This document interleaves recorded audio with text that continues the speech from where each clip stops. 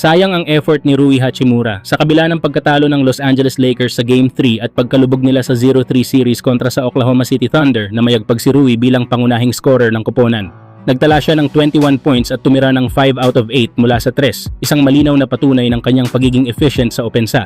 Sa katunayan, patuloy siyang gumagawa ng kasaysayan sa Los Angeles, hawak ang 64.9% true shooting percentage sa playoffs na siyang number 1 all-time sa mga manlalarong may hindi bababa sa 350 field goal attempts, isang tunay na elite postseason performance. Dahil dito, lalong lumalakas ang panawagan na bigyan ng contract extension si Hachimura. Sa gitna ng struggles ng Lakers, siya ang nagsisilbing sandigan sa scoring, lalo na't kapansin-pansin ang kakulangan ng suporta sa opensa ng koponan. Hindi rin nakatulong ang injury ni Luka Doncic na inaasahang malaking bahagi sana ng offensive production ng team. Samantala, umigting ang tensyon sa sidelines nang magalit si head coach JJ Redick kay DeAndre Ayton matapos ang sunod-sunod na offensive rebounds na nakuha ng OKC lalo na sa fourth quarter.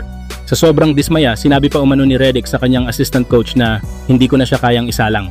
Isang malinaw na indikasyon ng frustration sa depensa ng koponan. Nagtapos si Ayton na may 10 points at 6 rebounds sa loob ng 24 minutes, isang performance na hindi sapat para punan ang pangangailangan ng Lakers sa ilalim ng ring.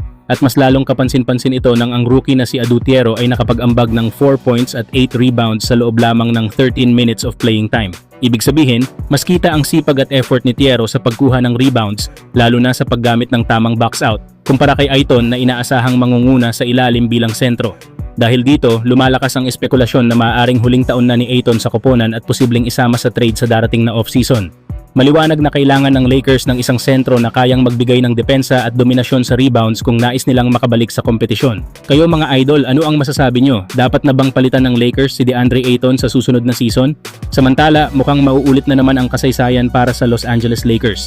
Balikan natin ang 2012 NBA Playoffs kung saan ang huling nakalaban ni Kobe Bryant ay ang Oklahoma City Thunder at doon nagtapos ang serye sa 4-1. Kalaban pa noon ng Lakers ang batang Big 3 ng OKC na sina Kevin Durant, Russell Westbrook at James Harden, isang grupo na noon pa lang ay ramdam na ang dominance at ngayon parang nauulit ang nangyayari.